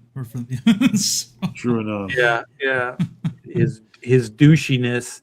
Yeah, I think the Mandalorian. It's got the right people behind it. If they can go back to like the first and second season, and they can find that kind of vibe, I think it'll be fine. Just action adventure western kind of That's old western space. Yeah, it was kind of like Solomon Kane. It really felt like like, oh my gosh, what's his name? Samurai Joe or whatever his name is. Well, it's kind of I'm trying to think of the Conan creator, his name. But Robert E. Howard. Yeah, Howard. It felt kind of like it was kind of like Howard-esque, with the Wanderer character and things like that. So like Solomon Kane's like that, and Conan and things like that. Is this mostly Filoni, or is it Favreau and Filoni together? I hope it's Favreau more. I hope it's Favreau's Yeah, the better me too. writer than Filoni is. Right. I think Filoni loves his little his animated stuff too much, and he wants to integrate that into the live action universe, and I think that's to the detriment.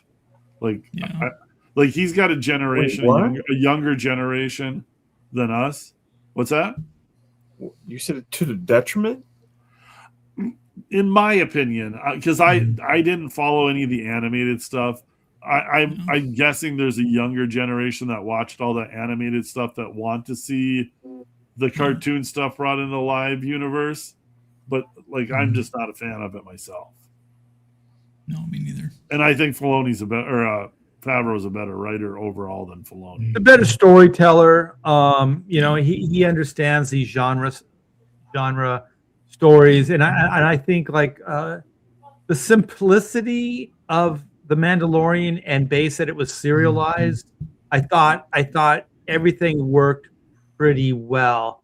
I think getting rid of Gina Carano and some of the stuff, and then that third season was just. It was absolutely horrible. They started trying to spin off things a little too much. And then the baby Grogu, I think, overshadowed the story because, there's what is it? Samurai. Well, what is the one where the Lone Wolf and Cub, where you have like the samurai with the baby and stuff like that. Yeah. So those things can work. But the thing is, like, for how long?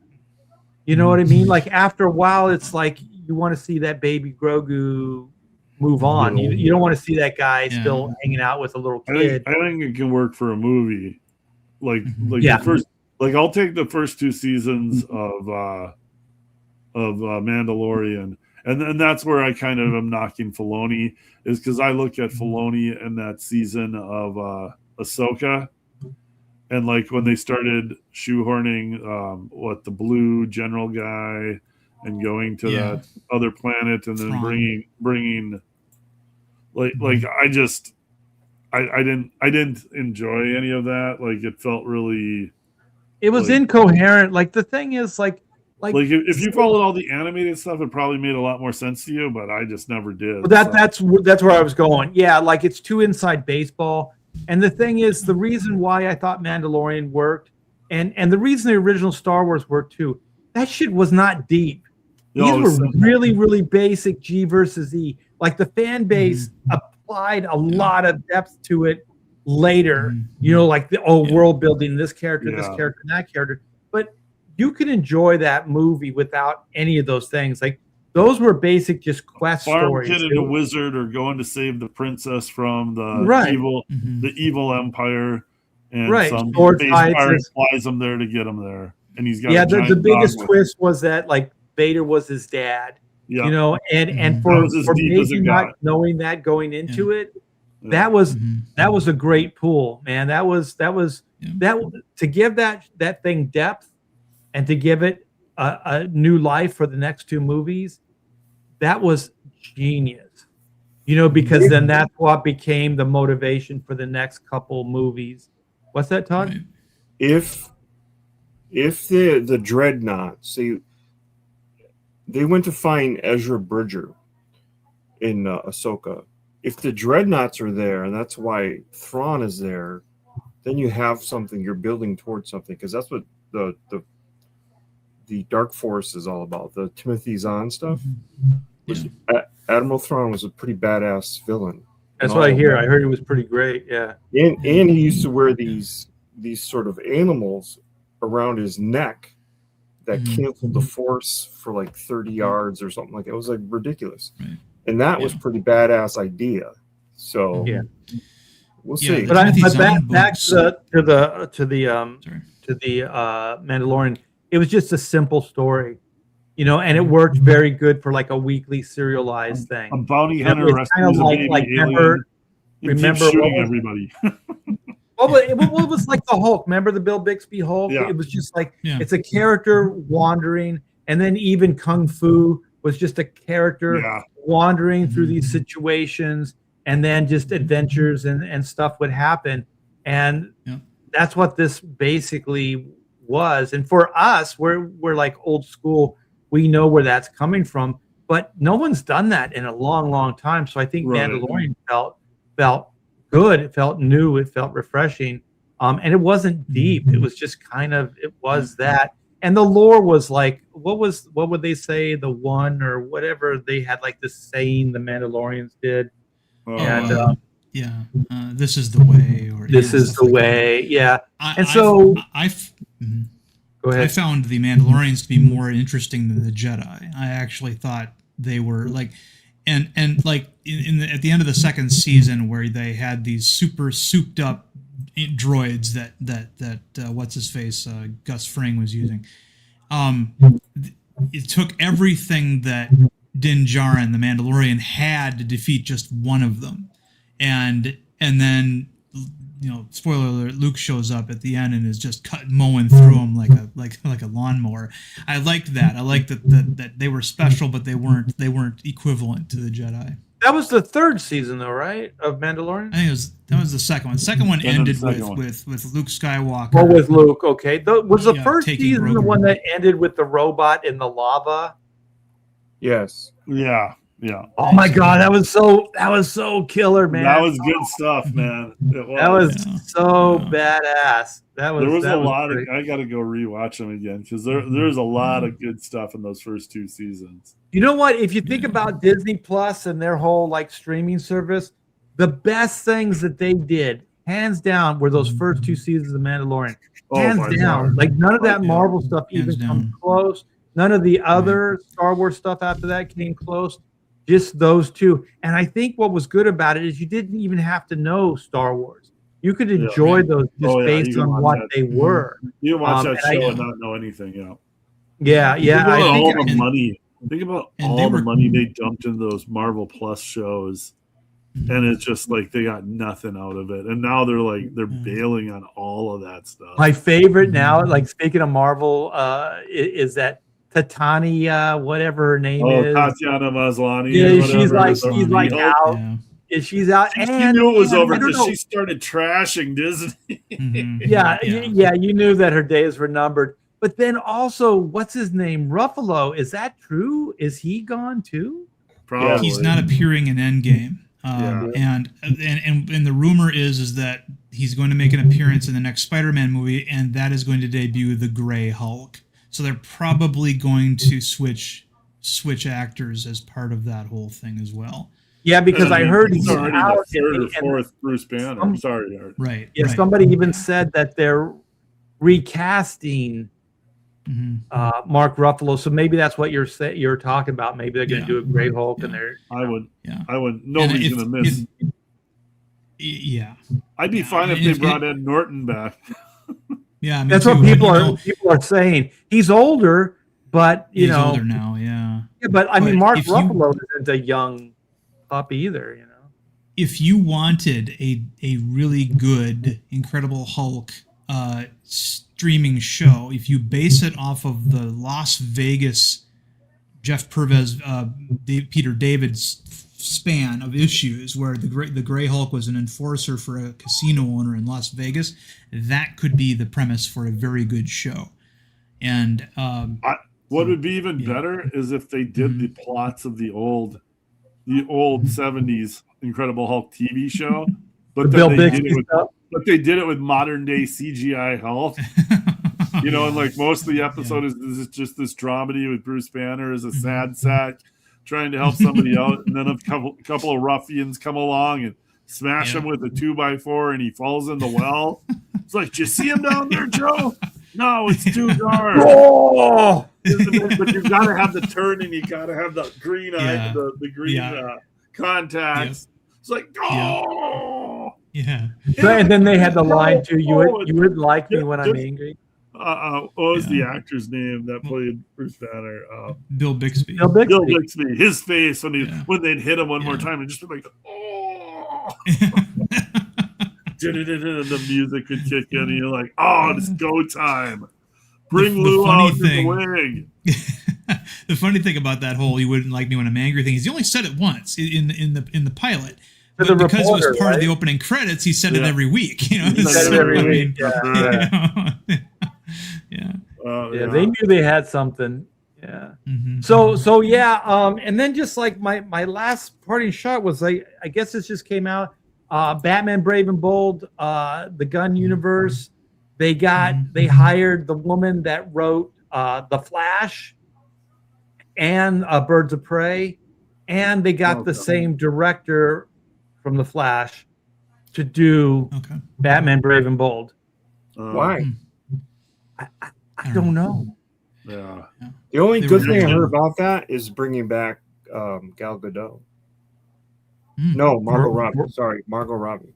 Oh, Margot Robbie. Yeah. Yeah, Yeah. but Well- I mean, that's neither here nor there. It's just, it's a decent move, you know. She was And the thing is who knows where this stuff is going to end up, because Warner Brothers Discovery is up for grabs, whether Netflix gets it or Comcast, or I don't know if Comcast is the same as the Oracle guy, and then they've got Saudi Arabian money behind them.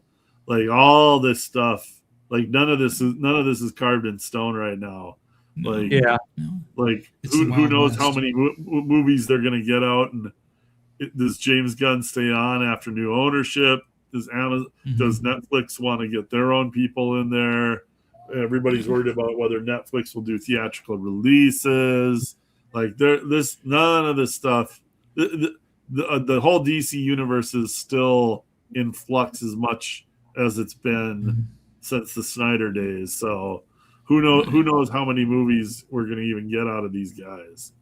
Well, didn't they even say like the Brave and Bold was going to have Robin in it? Like that was the whole supposed point. to have that it- Robin as Damon. Batman and Robin. Damian.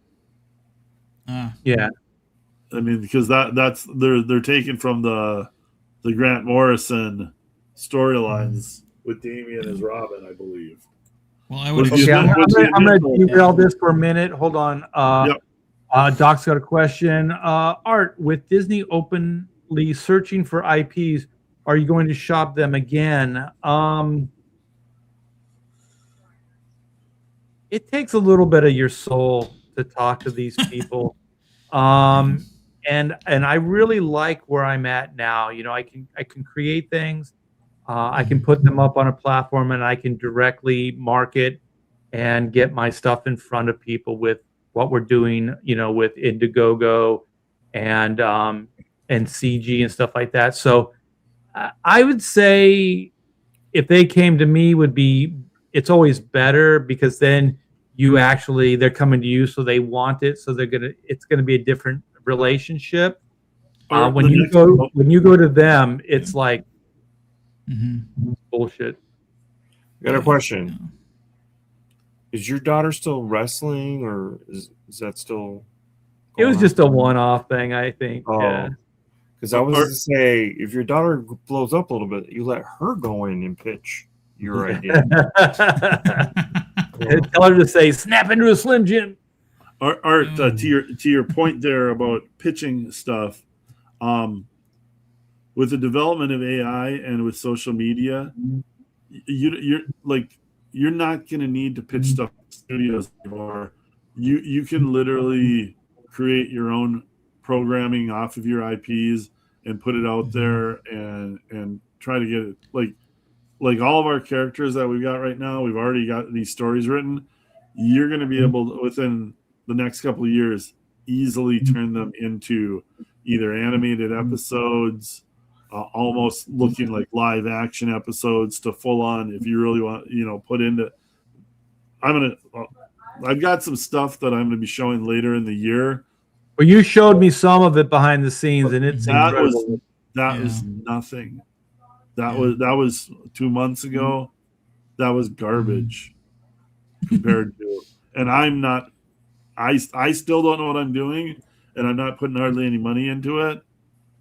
and like I'll show you guys some new stuff, and I'll show the guys here on the show down the road when I'm ready to launch stuff, because when I have the new launch, I'm gonna have some animated stuff in there in the reward categories, and I'll show previews of stuff when I launch the next book. Yeah, looking forward to it. And yeah, you're right. Like that excites me more than, getting humiliated and, talking to these people.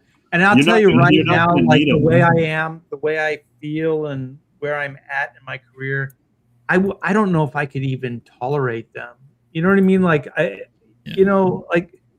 ask you kind of stupid questions, and then they kind of they'll say stuff that's really rude. It's like, well, you know what? Time travel doesn't sell.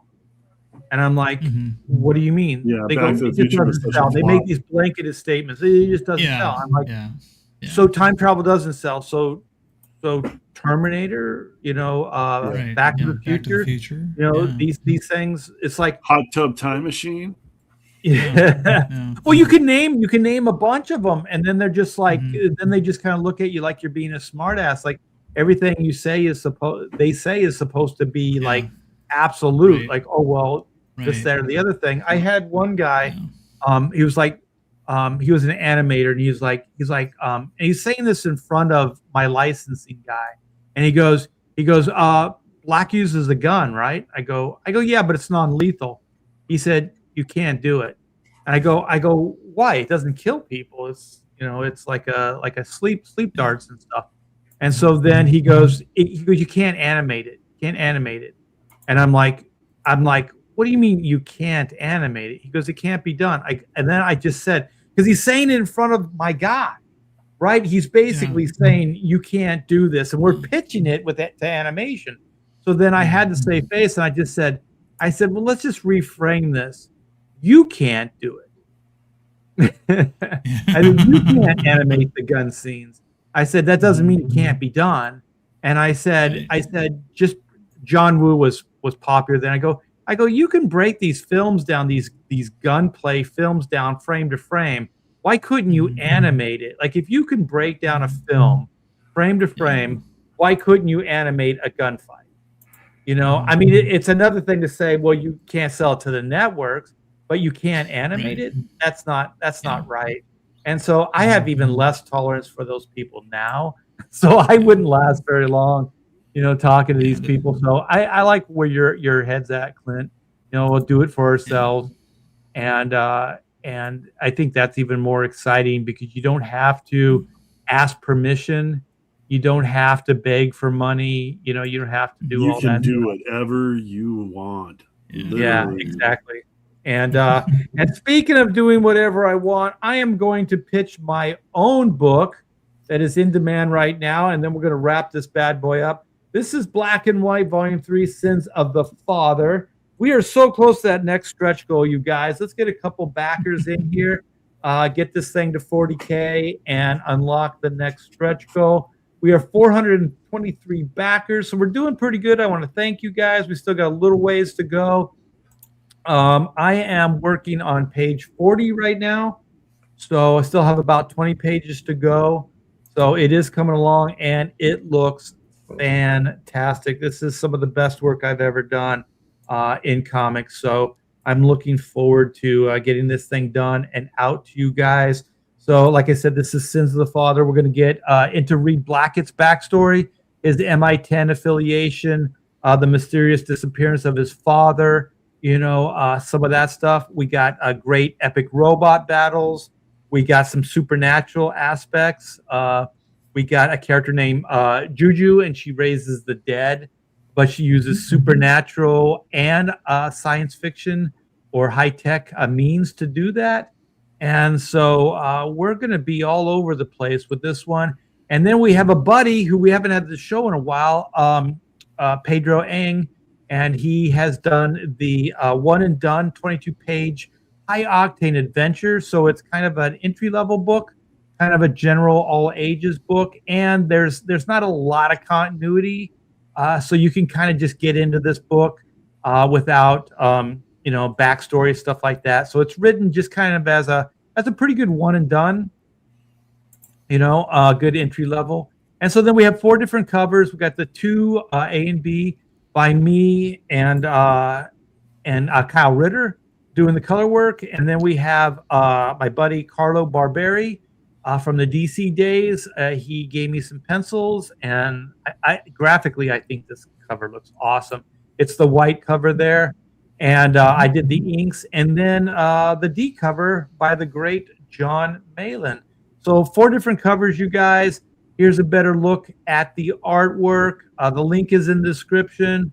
I'm sure that by now, hopefully, it's in the chat as well. So we added T-shirts a while ago. So if you haven't picked those up, please do so. And just a bunch of cool stuff, you guys. So come by, check it out, and if you see something you like, then please give it a backing. I would appreciate it. And also, I like to do these things, and the guys are always good with me taking a little extra time. But we got some pages here. Ooh, fun. So these are wait. You said we're good with you. We're good with you taking extra time. Yeah, are you? Is that what you said? I know I didn't ask your permission, but Next time, I'm hoping. Next time you ask. Okay. All right, I will, Todd. The great Todd Mulrooney has I love spoken. when Todd turns Italian. Yeah. Were his hands out? I didn't get to see the hand gestures. The hand gestures were there. Yeah, the hand gestures were there. So yeah, I mean, this is some epic stuff. I had the saying in the first issue where Whitney sticks it to the bots. So this last shot is Whitney literally sticking it to the bots, and she's charging that staff up, and like she's just stabbing him to the street, man. Just bam. I thought this shot came out so good. It's tough to do the hands coming forward and all that stuff, but I think it came out pretty good. Yeah, it looks nice. And so we got this page here. I'm taking some liberties with the staff. Aaron Sparrow and I, Aaron's like, "Did it telescope? Can it get bigger?" And I was like, "Yeah, it does." And so then the next thing I know, this thing is expanding long enough to be a pole vault.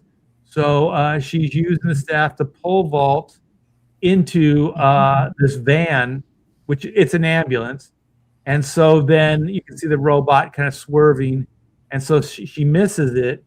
And then just as all good action adventure, the hero catches her just before she eats the asphalt. And there's Reed Blackett, a.k.a. Black, doing the hero thing and kind of the sexy thing too. And then we have this. The fight just keeps escalating. So Reed's punching through the top of the ambulance. He rips it open, and then we get to see Brooks Gray there. And Whitney's holding the other robots off. So then this robot down here leaps, knocks Reed back, going to knock him off the ambulance. And then, to back up, the ambulance is being lifted by a helicopter. Yeah, it's not a flying ambulance.